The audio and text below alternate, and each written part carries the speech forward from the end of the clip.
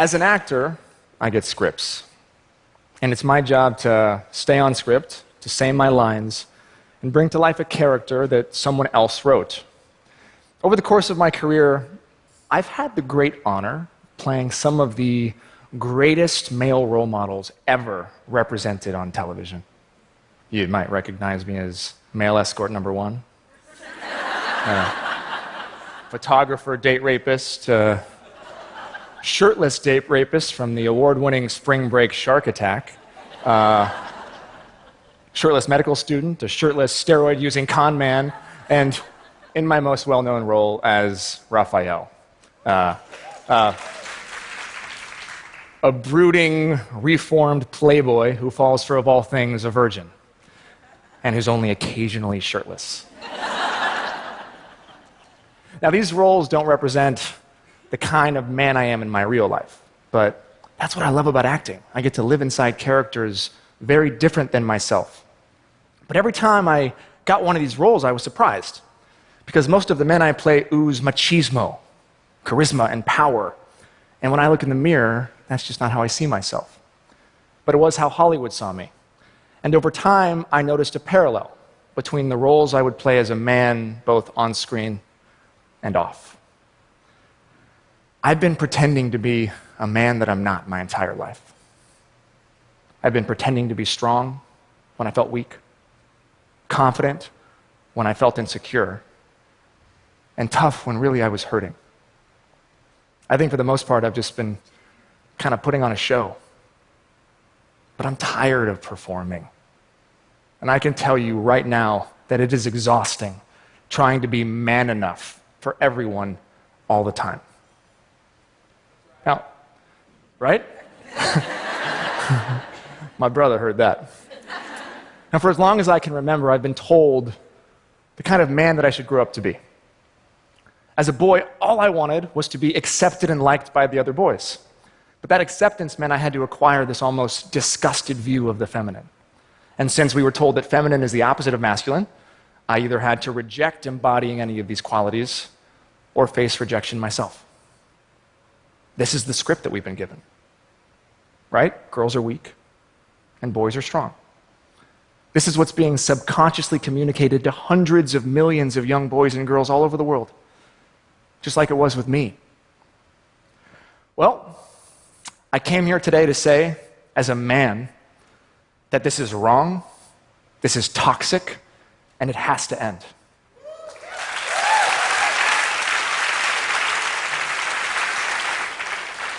Now, I'm not here to give a history lesson. We likely all know how we got here, okay? But I'm just a guy that woke up after 30 years and realized that I was living in a state of conflict. Conflict with who I feel I am in my core, and conflict with who the world tells me as a man I should be. But I don't have a desire to fit into the current broken definition of masculinity, because I don't just want to be a good man. I want to be a good human.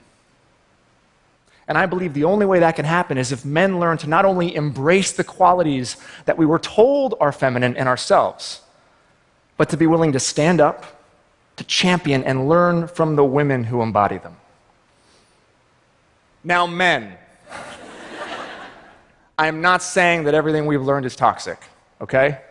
I'm not saying there's anything inherently wrong with you or me. And men, I'm not saying we have to stop being men. But we need balance, right?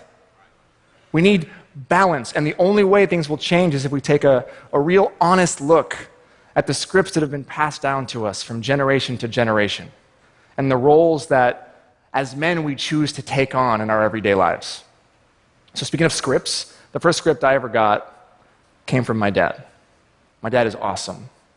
He's loving, he's kind, he's sensitive, he's nurturing, he's here.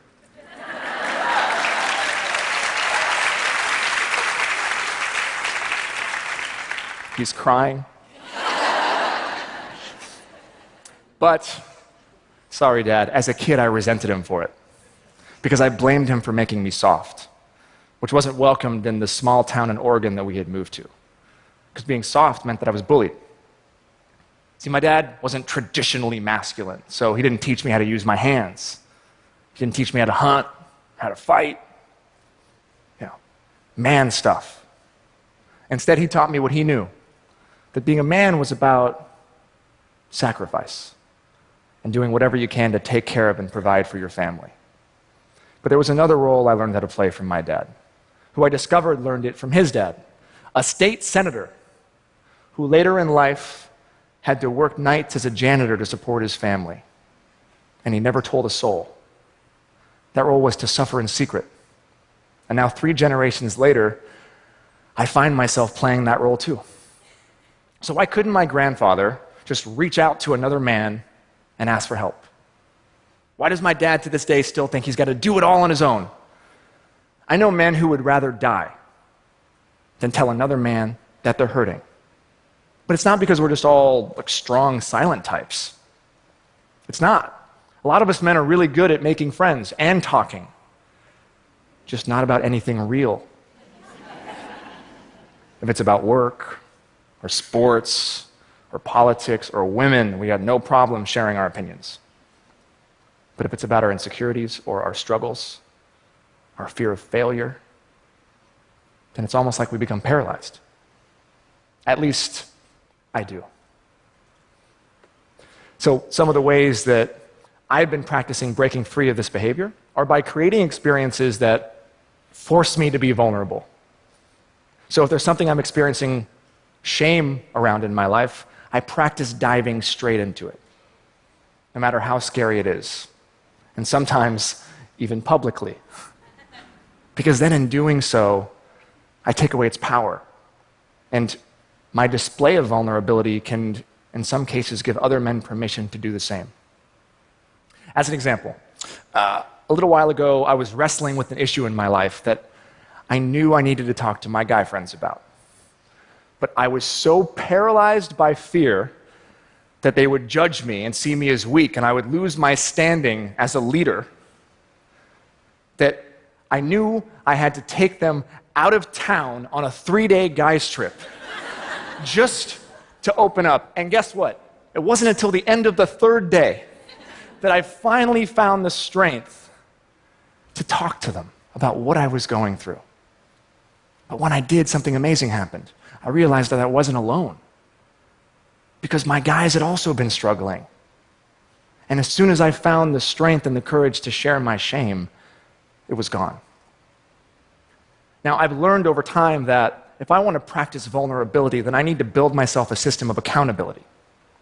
So I've been really blessed as an actor. I've built a really wonderful fan base, really, really sweet and engaged. And so I decided to use my social platform as kind of this Trojan horse, wherein I could create a daily practice of authenticity and vulnerability. The response has been incredible. It's been affirming, it's been heartwarming. I get tons of love and press and positive messages daily. But it's all from a certain demographic. Women. This is real. Why are only women following me? Where are the men? About a year ago, I posted this photo.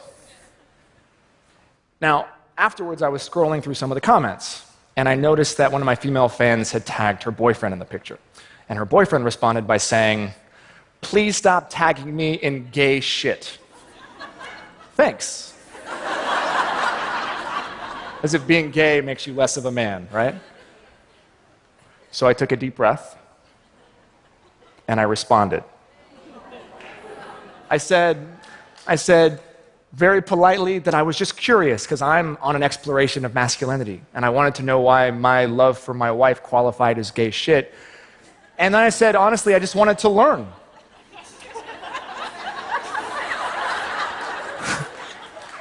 Now, he immediately wrote me back. I thought he was going to go off on me, but instead he apologized.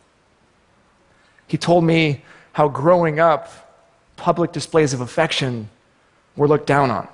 He told me that he was wrestling and struggling with his ego, and how much he loved his girlfriend and how thankful he was for her patience.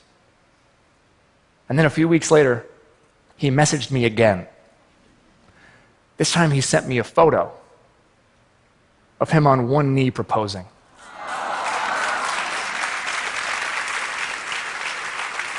And all he said was, "Thank you. I've been this guy. I get it." See, publicly, he was just playing his role, rejecting the feminine, right? But secretly, he was waiting for permission to express himself, to be seen, to be heard, and all he needed was another man holding him accountable and creating a safe space for him to feel, and the transformation was instant. I loved this experience because it showed me that transformation is possible, even over direct messages. So I wanted to figure out how I could reach more men, but of course, none of them were following me. So I tried an experiment. I started posting more stereotypically masculine things. Like my challenging workouts, my meal plans, my journey to heal my body after an injury. And guess what happened? Men started to write me. And then, out of the blue, for the first time in my entire career, a male fitness magazine called me. And they said they wanted to honor me as one of their game changers.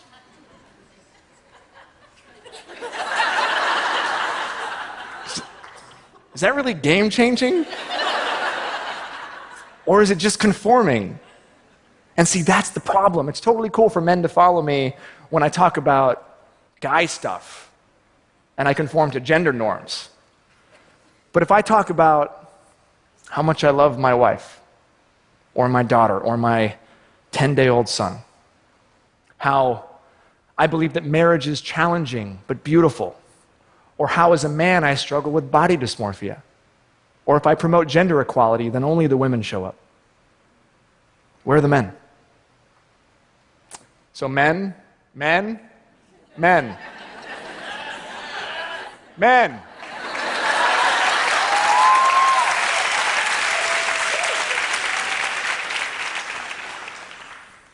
I understand.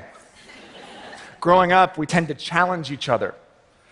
We got to be the toughest, the strongest, the bravest men that we can be. And for many of us, myself included, our identities are wrapped up in whether or not at the end of the day we feel like we're man enough. But I got a challenge for all the guys, because men love challenges. I challenge you to see if you can use the same qualities that you feel make you a man to go deeper into yourself. Your strength, your bravery, your toughness. Can we redefine what those mean and use them to explore our hearts?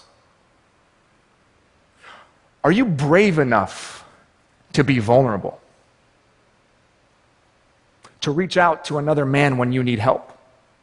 To dive headfirst into your shame? Are you strong enough to be sensitive? To cry whether you are hurting or you're happy, even if it makes you look weak? Are you confident enough to listen to the women in your life? To hear their ideas and their solutions, to hold their anguish and actually believe them, even if what they're saying is against you? And will you be man enough to stand up to other men when you hear locker room talk?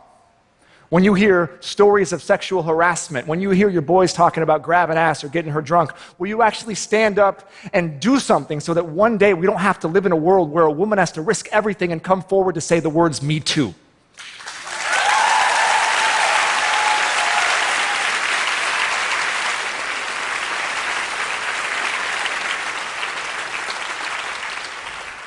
This is serious stuff. I've had to take a real honest look at the ways that I've unconsciously been hurting the women in my life. And it's ugly. My wife told me that I had been acting in a certain way that hurt her and not correcting it. Basically, sometimes when she would go to speak, at home or in public, I would just cut her off mid-sentence and finish her thought for her. It's awful. The worst part was that I was completely unaware when I was doing it. It was unconscious.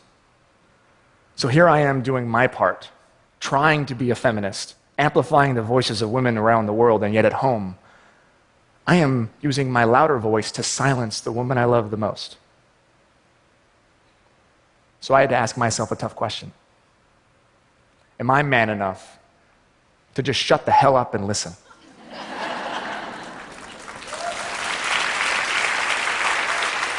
I gotta be honest, I wish that didn't get an applause. Guys, this is real. And I'm just scratching the surface here because the deeper we go, the uglier it gets, I guarantee you. I don't have time to get into porn and violence against women or the split of domestic duties or the gender pay gap. But I believe that as men, it's time we start to see past our privilege and recognize that we are not just part of the problem, fellas, we are the problem. The glass ceiling exists because we put it there. And if we want to be a part of the solution, then words are no longer enough. There's a quote that I love that I grew up with from the Baha'i writings. It says that the world of humanity is possessed of two wings, the male and the female. So long as these two wings are not equivalent in strength, the bird will not fly. So women, on behalf of men all over the world who feel similar to me, please forgive us for all the ways that we have not relied on your strength.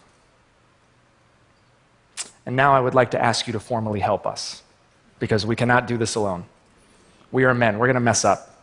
We're going to say the wrong thing. We're going to be tone deaf. We're more than likely probably going to offend you. But don't lose hope.